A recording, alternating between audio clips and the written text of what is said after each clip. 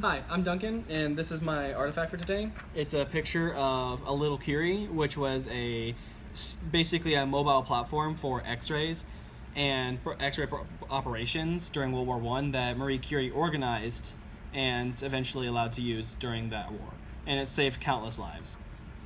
So today I'm going to be talking about Marie Curie, but specifically I'm going to be talking about the impacts that her discoveries had on the rest of the world, specifically to do with medicine and also the nuclear era.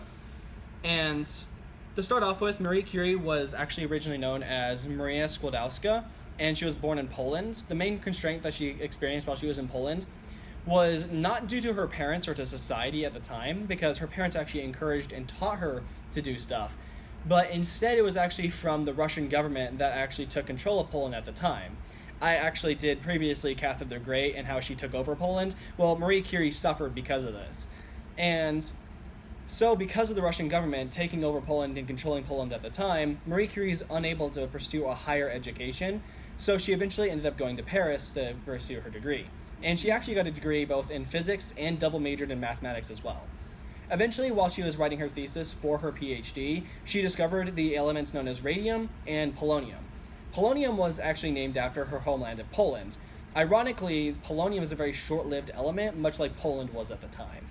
So, going past her discoveries, she also discovered radiation. And this is actually where she coined the term radiation, was in her doctorate thesis after she discovered radium and polonium. So after she discovered radiation, she earned the Nobel Prize in Physics for her discovery. And then later on, she continued to work on things such as chemistry and working with elements, which also got her a second Nobel Prize in chemistry, being the only person, not just the only woman, but the only person to have two Nobel Prizes in two different separate fields. But going on to what Marie Curie actually ended up doing for the rest of the world, it starts off with almost immediately after her discovery of radiation, specifically with the usefulness of X-rays. She actually saw that you can see things such as bones or bullets or foreign objects inside of someone's body by using X-rays.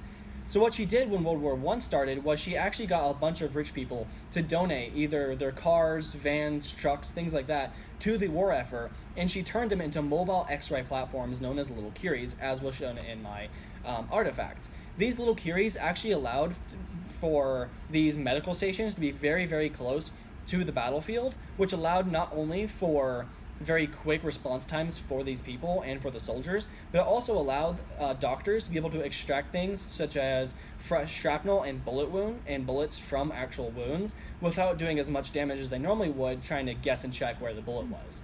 At the same time, it also allowed them to figure out exactly what type of splints or what type of care would be needed for things such as broken bones, which also allowed for a saving of countless lives. Even today, we tend to use X-rays for a lot of things, such as things for dentistry or for broken bones as well. So X-rays are still being used today for a variety of different purposes. Even going so far as we use X-rays to help discover our universe, as it's a different type of spectrum to look into, as X-rays can penetrate things such as gas clouds, which normal light can't penetrate, allowing us to actually see more things than we could with just visible light. Marie Curie also allowed for an increase. It also allowed for a kind of progression in the scientific era through the fact that she discovered radiation in the first place.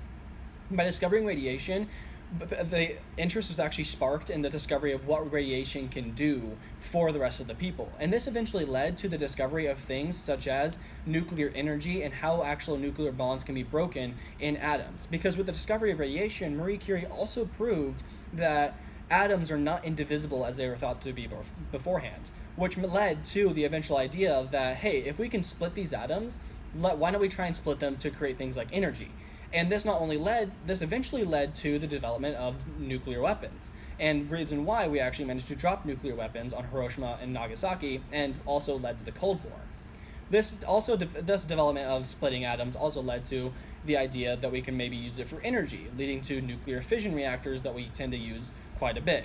Also leading to meltdowns in Chernobyl, and also on I think it was the 3 Mile Island, where we had these disasters. So Marie Curie's discovery with radiation can still be felt today through the fact that we have both lots of medical advances through her ability of nuclear medicine, but also through the fact that we have things in nuclear science like nuclear fission and nuclear weapons. So Marie Curie, in the end, was a very, very influential woman all throughout the world, in the fact that she was able to revolutionize the entire field of both medicine and science in general.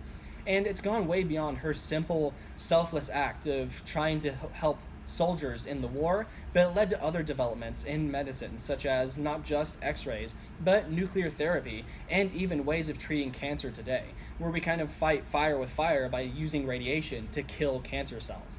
And it even helps with things like astronomy, astrophysics, and even quantum physics, where we use nuclear science to actually help fix our world and discover our universe at the same time.